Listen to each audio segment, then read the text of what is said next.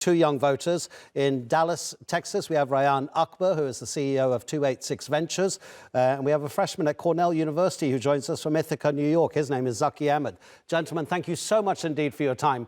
Let's start with Zaki, because you're a first-time voter. So how excited are you, Zaki? I'm extremely excited. This is a really great opportunity in the United States, an extremely consequential election for all Americans. And I think I speak for many first-time voters that we're excited to have our voices cast for the first time. We've watched the political process taking place for so long, and it's such a great opportunity to be able to participate ourselves. Zaki, I won't ask you to big up your preferred candidate. So rather tell us what you don't like about Donald Trump.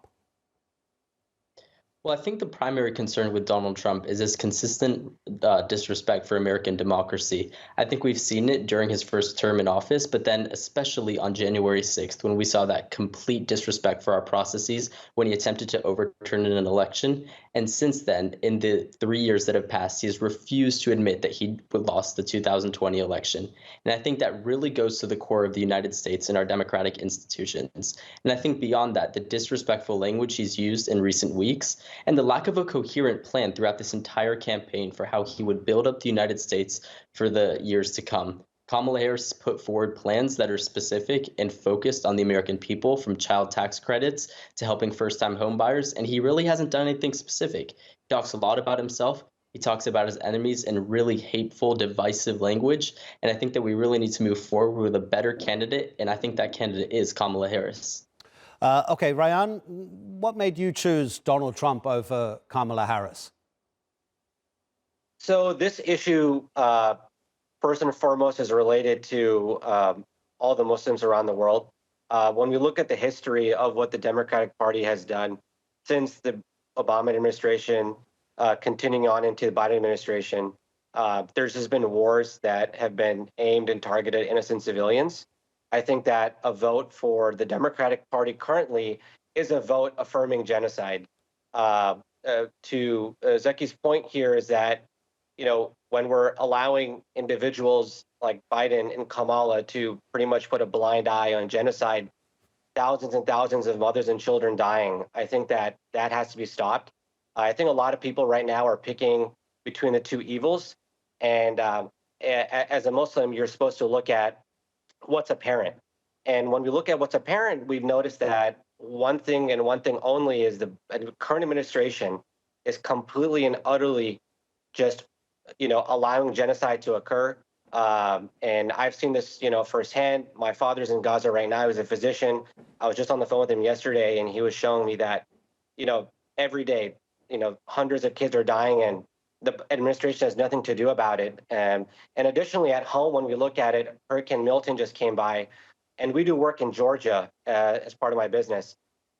We noticed that Hurricane Milton, FEMA gave 11.75 million in grants. However, they issued billions of dollars to Ukraine that same morning, right? So I think both domestically, we need to care more about our folks here, and internationally, we need to care about human lives. So for me, it was a vote of moral choice, moral ethic for both my fellow Americans here and also for my fellow Muslims overseas. Just want to clarify, you saw a picture, we just showed a picture while you were talking to us, that Texas has gone, according to the Associated Press, to Donald Trump. Not a surprise, a very Republican state, so that was expected.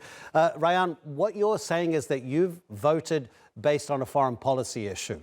In the exit polls that have been taken, as people have come out after casting their ballots, out of the 5 main issues that they were asked about, they put foreign policy last. So you might actually be a minority voting for a president based on something that happens outside the United States. What are your hopes if President Trump will return to the White House for the next 4 years domestically, for your life, for the quality of your family's life? So I did mention the domestic one, which was Hurricane Milton. Yeah. So the example that I gave was the 11.75 million figure versus the close to $100 billion figure for Ukraine and Israel combined. So these tax dollars are not coming out of thin air; they're coming out of our pockets. So I think that when you start printing a lot of funds for countries that are not the United States, it's the U.S. tax dollars that have to pay for it. And additionally, we have to pay for it for the years ahead due to the inflation that's caused by it. So what I'm hoping for domestically is we fix our act domestically first before we try going about around and helping everybody else. And this plays into Trump's foreign policy about NATO, about Ukraine, about the Israel, Gaza, Lebanon war now. This plays into all of that about first we have a lot of problems in the US that we have to solve, and then we can go around and police the world after we're done. Zaki, what do you make of the fact that many people see this election almost as white against non-white, men versus women? The divisions between the different demographics in the United States. Do you notice that in your interactions leading up to the elections? Presumably, everybody's talking about it. Yeah, absolutely. I think the election is the #1 issue on everyone's mind right now. And I think that there's a really big story around the idea of division in the United States right now. And I think it's true. We have the largest gender gap in this election that we've ever seen before. Women are voting pretty heavily for Kamala Harris. We saw that really surprising poll out of Iowa the other day, putting her 3 points ahead of Donald Trump. And really because of that enormous gender gap with women, and particularly older women, voting for Kamala Harris, and then a lot of white men voting for Donald Trump. But I don't think that it's true that it's purely divided along demographic lines. I think that we're seeing broader coalitions on both sides. To Donald Trump's credit, he's expanded his coalition going into this election. He's added more African Americans, more Latino support, and Kamala Harris has really shored up support in the suburbs while working to maintain her strong Black support, particularly in the South, and then in some of those key cities of Detroit.